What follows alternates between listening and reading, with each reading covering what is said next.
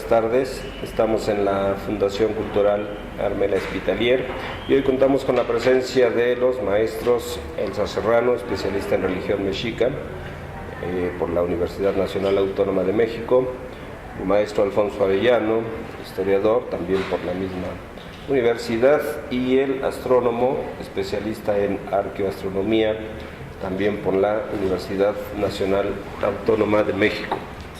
La intención es platicar desde diferentes puntos de vista de sus especialidades sobre lo que sabemos que va a ocurrir en este año 2012 y lo que las investigaciones arqueológicas nos han revelado.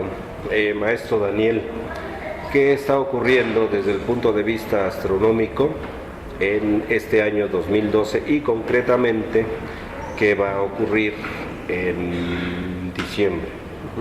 Bueno, particularmente lo que ocurre en este año es una serie de eclipses de Sol y de Luna, y que simplemente son parte del funcionamiento del sistema Tierra-Luna, y que eventualmente, al interponerse la Luna entre la Tierra y el Sol, se produce un eclipse o viceversa. Este tipo de fenómenos son constantes y no marcan ninguna diferencia, no son épocas, digamos.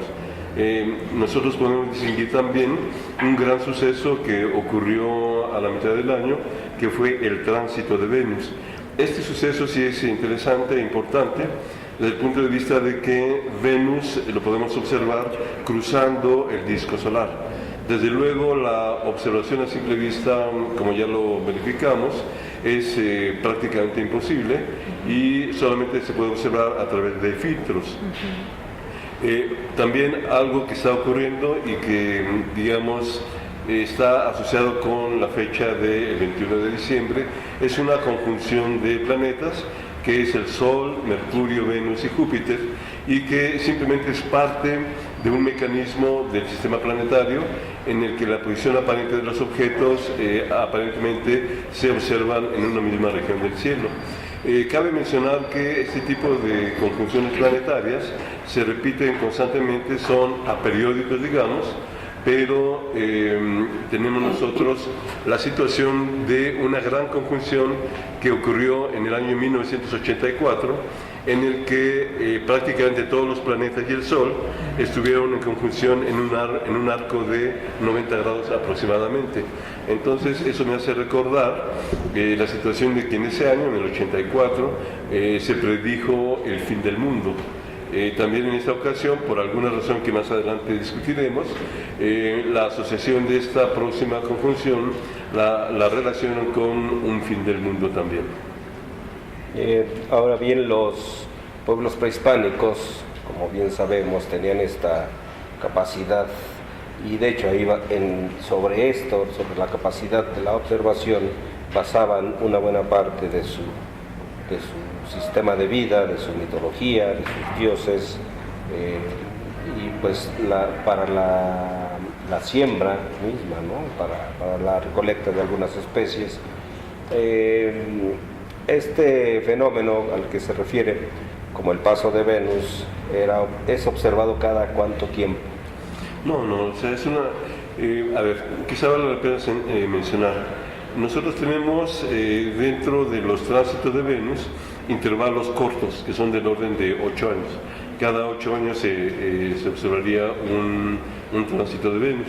Esta secuencia terminó precisamente en este año, porque se habían observado 2 anteriores. Y ahora tenemos que esperar del orden de 175 años aproximadamente para ver el próximo tránsito de Venus. Entonces aquí hay algo realmente importante y sustancial. O sea, no se pueden predecir los tránsitos de Venus solamente por una observación o por una determinación de fenómenos periódicos. O sea, hay que saber, hay que reconocer la dinámica del sistema solar para poder determinar cuándo habrá una conjunción. O sea, con eso quiero decir que solamente los cálculos numéricos en base a las leyes de gravitación universal permitieron saber cuándo iba a ocurrir un tránsito de Venus. Entonces, en el caso de las culturas antiguas, no pudieron ellos determinar precisamente de los tránsitos de Venus porque no se conocía la dinámica del sistema solar. Solamente hasta nuestra época nosotros podemos determinar cuándo ocurren estos tránsitos.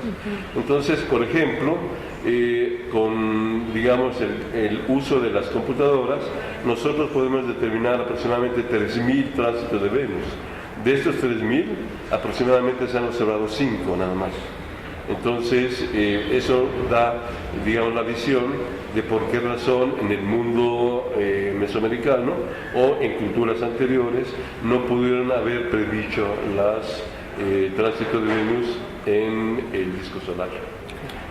Pero en el entendido que, por ejemplo, Venus tenía incluso la categoría de una deidad llamada el lucero de la mañana, asociado a Quetzalcóatl, era un astro observado de manera cotidiana probablemente. Claro, aquí hay algo realmente importante.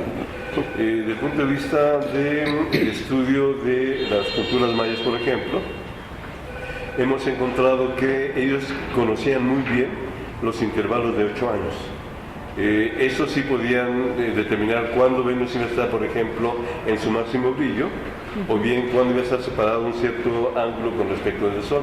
O sea, con eso quiero decir que podían determinar cuándo ocurrían este tipo de conjunciones y podían establecer o pudieron establecer estos ciclos de 8 años. Esto nos da otra visión muy clara porque en el Códice de Dresde se tienen, digamos, identificadas 5 páginas de Venus. Y además se tenía identificado los intervalos de 584 días, que son los periodos simétricos de Venus. Eso lo conocían perfectamente bien.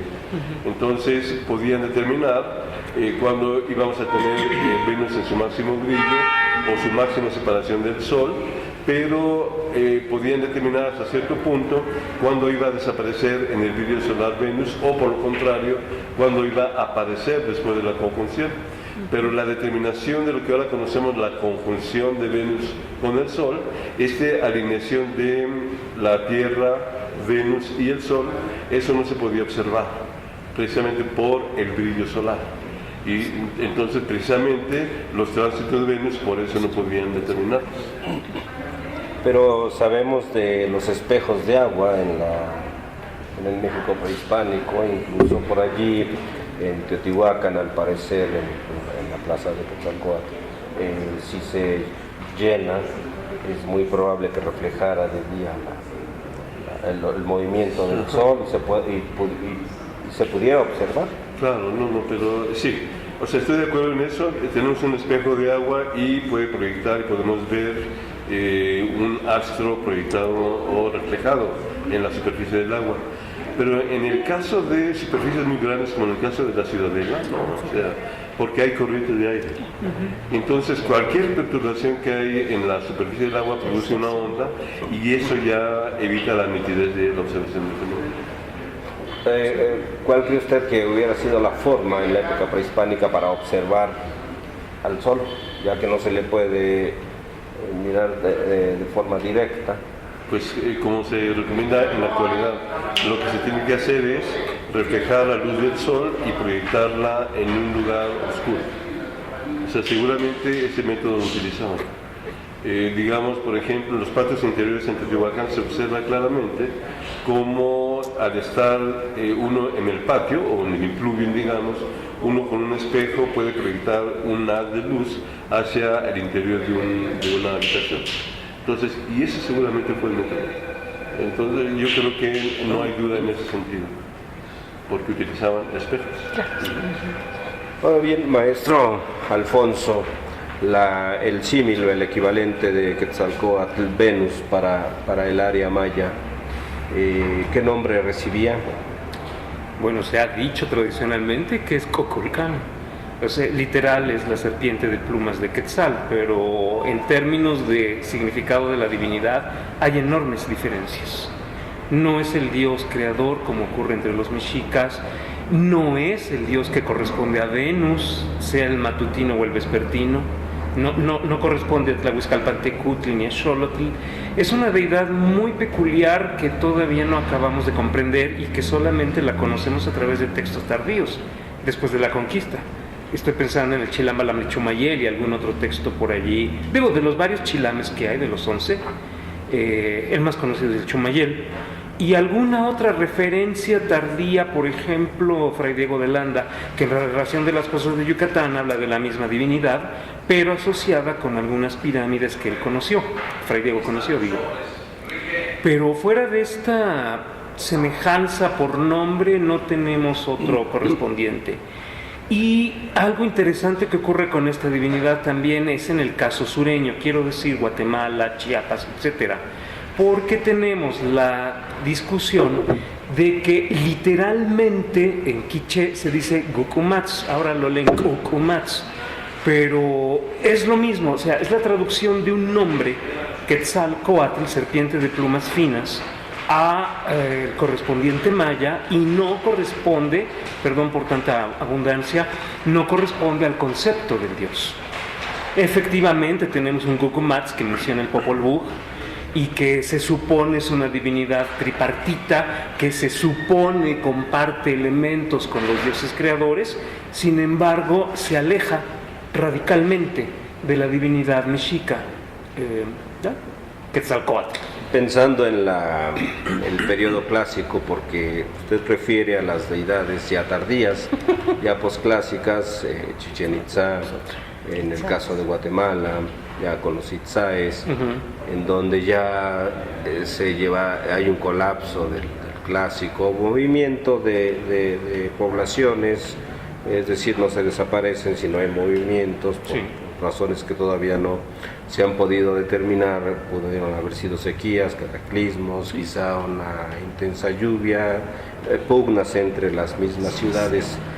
Pero si bien estamos de acuerdo en que lo más rico, por ponerle un valor en cuanto a panteón maya, se da en este momento llamado periodo clásico. En esta época no tenemos una deidad, porque pensando en que los mayas, los grandes observadores, es indudable que a Venus lo tenían perfectamente ubicado y sabían con exactitud sus movimientos. ¿Cuál sería la deidad de haberla a la que más se pudiera acercar? Fuera de 5 representaciones que hay del Códice de Dresde, las que ya mencionaba el maestro Daniel, hay la posibilidad que se trate de un dios que Paul Schellhas a principios del siglo XX, bueno, él estudia a los dioses mayas, entonces les dio nombre con las letras A, B, C, D, F, G, etc. El que más se pudiera acercar le tocó la letra K, y que en la actualidad en epigrafía se ha intentado leer como Cahuil. El problema de la palabra Cahuil es que tiene 2 significados. Por un lado significa ídolo, cualquier ídolo es un Cahuil, como Xiptla en náhuatl. Y el otro aspecto de esta divinidad, Cahuil, no queda muy claro, lo estudió una amiga, Leticia Steines, que tiene que ver con Venus, con el maíz, con el cacao, con la sangre de los reyes y con la fertilidad. Y me parece también que está orientado, es decir, una divinidad que aparece, desaparece entre el oriente y el occidente. El problema es que no hemos avanzado más. Leticia, no sé si sigue estudiándolo, supongo que sí, y eso es lo que más se pudiera acercar a un ser sagrado semejante a Quetzalcóatl, pero tiene otras representaciones, otros valores, otros simbolismos, y entonces es diametralmente opuesto este dios de la letra K, o Cahuil. Maestra Elsa, para el pensamiento mexica, cosmogonía de aquí de la gran cultura, ¿se tenía contemplado algo para estas fechas, para el 2012, en los registros que se conservan y que hemos podido interpretar? No, realmente no. El pueblo mexica tenía cada 52 años un fin de era, el que llamaban el Fuego Nuevo, y en el que pensaban que quizá se acabaría el mundo. Cada 52 años apagaban todos los fuegos, tiraban todas sus propiedades, venían todos los dioses a lo que ahora es el conocido Cerro de la Estrella, que era el Citlaltépetl. De ahí salía el fuego nuevo. Se supone que del pecho de un cautivo con los mamalhuastli sacarían el fuego nuevo. Si prendía el fuego nuevo, es que vendría una nueva era y todo estaría muy bien. Pero si no salía el fuego nuevo, ese sería un fin de era. Escondían a las mujeres embarazadas porque si no se convertirían en unos monstruos que se llamaban tzitzimín. Escondían a los niños, no los dejaban dormir porque se convertirían en ratones. Se subían a los tejados de las casas y hacían mucho ruido para espantar a los malos espíritus que pudieran no permitir que saliera el fuego nuevo. Y en el momento que sacaban el fuego nuevo, unos sacerdotes vestidos cada uno a la usanza de un dios importante, Quetzalcóatl, Tezcatlipoca, Huitzilopochtli, Mictlantecutli, Cinteotl, o sea, todos los dioses representativos, tomaban un atado de 12 cañas, lo prendían e iban a diferentes poblados para avisar que estaba la nueva era.